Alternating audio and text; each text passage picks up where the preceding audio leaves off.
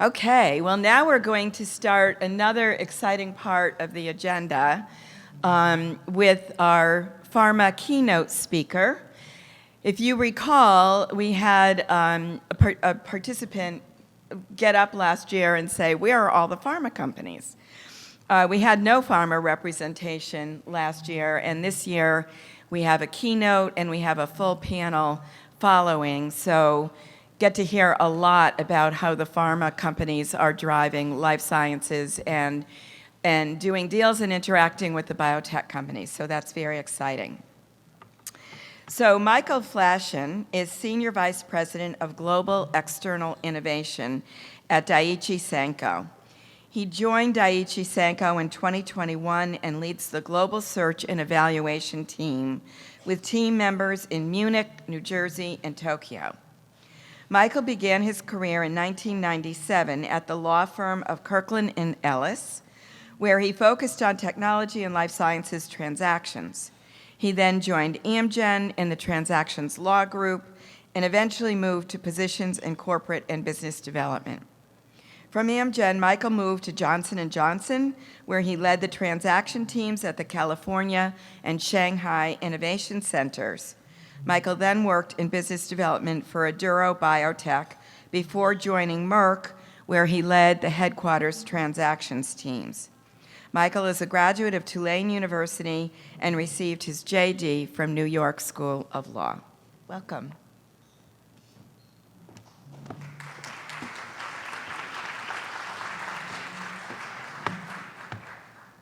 Thank you so much. I've never heard anyone read my career biography before. It's pretty dull. I need to do some stuff to spice it up, I think.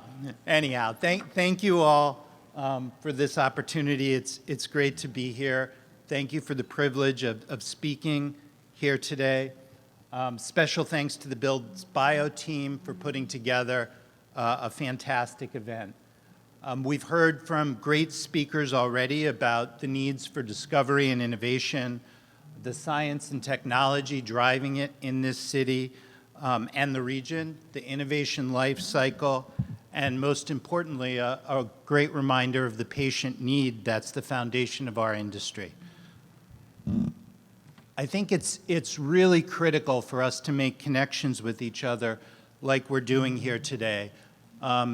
It's vanishingly rare for any significant innovation or drug to get to patients through the efforts of one person, company, or entity. For us to make the sorts of impact that we want to, we all have to bring companies, people, institutions, and other entities together. And I think our industry is a great example of how much more a community and ecosystem can accomplish than any collection of independent actors ever could hope to do.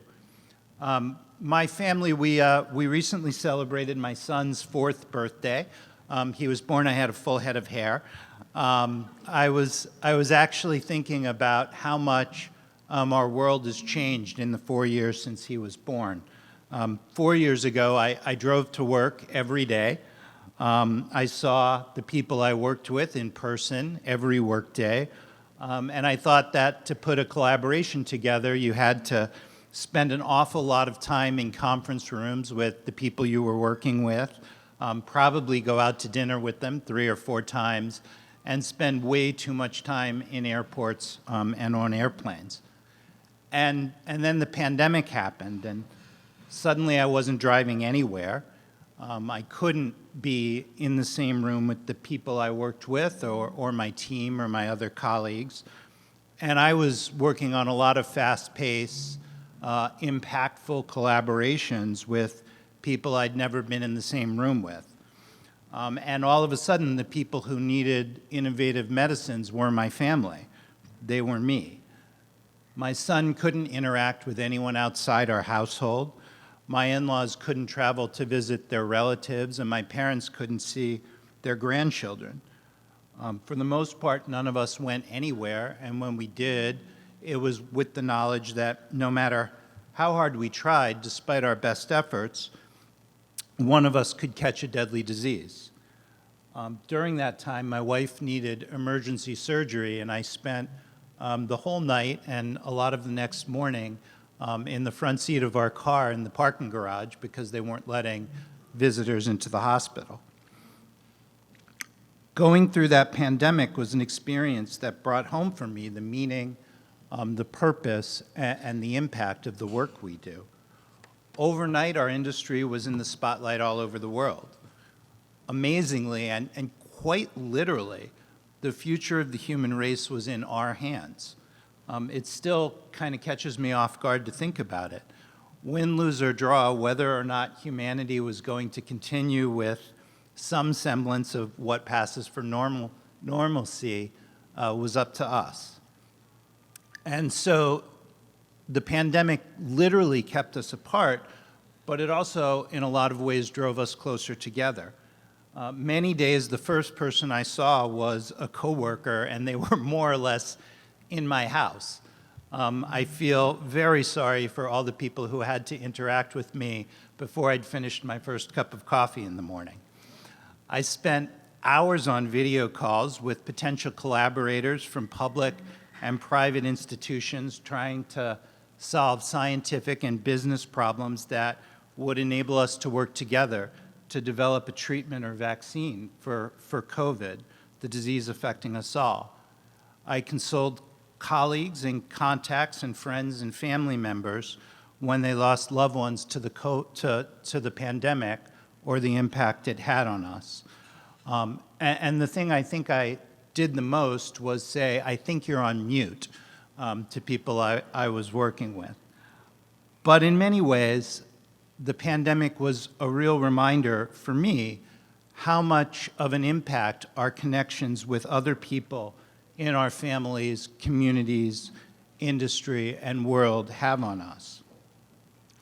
Obviously, and unfortunately, there was a lot that divided us during the crisis. We saw individuals, communities, companies, and countries jockeying in their own self-interest or exploiting the crisis to deepen divisions that already existed or create new ones. Our industry wasn't perfect or blameless before, during, or after the pandemic. I'm sure everyone in this room can recount things they've seen or maybe even done during their career that they wouldn't want to read about in a newspaper. But overall, I'm really proud of the work we did, and I think we acquitted ourselves very well. I saw the incredible dedication, sacrifice, hard work, and collaboration that brought multiple vaccines and treatments for the disease to the market with a speed that I'm not sure many of us thought was likely or possible. So if ever we needed a reminder of why our industry, our careers, and our jobs exist and how important they are, we certainly got a big one over the past 4 or 5 years. And to me, it highlights the importance of ecosystems of communities like the one that's thriving here in Philadelphia, and of opportunities to make connections like we have today. So I set out to write this speech, and I sat down in front of my computer to read about the history of Philadelphia. History was never my best subject, so all I knew was that Philadelphia was a central point in our colonial history and the home of Ben Franklin, who invented the kite and the $100 bill. So the story of Philadelphia actually surprised me in a lot of ways, but it was also a story of all the good things that we can accomplish together and some of the ways we can fall short. Obviously, the story of this region started well before any recorded history that we have. There were indigenous people here well before the New Sweden Company, actually, which I didn't know, established the first settlements in the area in the 1600s. Continuing when William Penn came and established a city where people could practice their religions free of the persecutions that he and his friends had suffered in England. During that area, it was the rare place where people within the city came from numerous religions, mostly Protestant denominations, but also Jews, Catholics, and others. And for the most part, they worked together and lived in peace, though from time to time, apparently, they gathered up whatever they could find and just beat the tar out of each other, or anyone they could find from a different political or religious group. And eventually, through fraud, extortion, and violence, they drove out the Native American people and took over the region. And so it went. The story of the city of Philadelphia is a long story of achievement, tolerance, and collaboration for the most part. There's some episodes of other stuff, but over time, mostly the good bits have won out. The parts that created the early haven for religious tolerance, that saw the first American hospital, public library, and police force established here. The good hearts that made slavery, for the most part, illegal in this city, and that saw the creation of the first American anti-slavery society here, the Declaration of the Rights of the Women of the United States, first presented here in Philadelphia, and the State House Bell, renamed the Liberty Bell, in support of the end of slavery in the United States. And so now here we stand in this city at the leading edge of the 21st century in what is a great place with the revitalization that's happened and is happening all around us. And we have the privilege of having careers in an industry that gives each of us the opportunity for our hard work, dedication, and commitment to change the world, to literally change the world. And like all the people who were here before us, we have opportunities to work together, to collaborate across our industry, and to keep in mind the patients that our work benefits.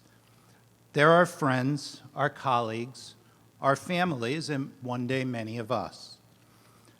And here in Philadelphia, you have this great community, this great place, where the life science ecosystem has grown by leaps and bounds.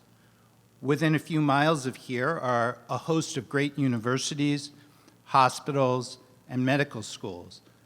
Vibrant life science-focused development projects like the Schuylkill Yards, the Bellwether District, the Lower Schuylkill Biotech Campus, and other broader developments like the U-City Square and the redevelopment of the Navy Yard. The Pennovation Works, the Pavilion at Penn, other research facilities like the Jefferson Research Corridor, the Children's Hospital of Philadelphia, and the University of Pennsylvania, and too many other great companies and institutions to list. And so I look out at the people in this room who, like the people that made this a great city and the place to live and work that it is today, and I'm excited by the work we can do together for the good of our societies and for the patients we serve, for us to remember what an amazing ecosystem we're part of here, that we're incredibly lucky to be here, and that so many people depend on what we do every day. I think we have a special opportunity to work together, to collaborate, to continue to do the meaningful work we do for our society. And I feel privileged to be here and to have the opportunity to work with and collaborate with some of you in the future. Thank you. Thank you very much.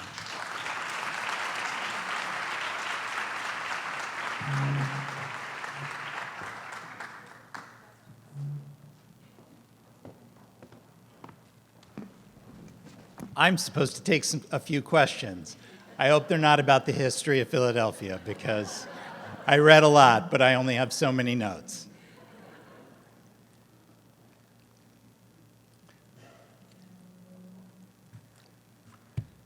Okay, with that, stunned silence.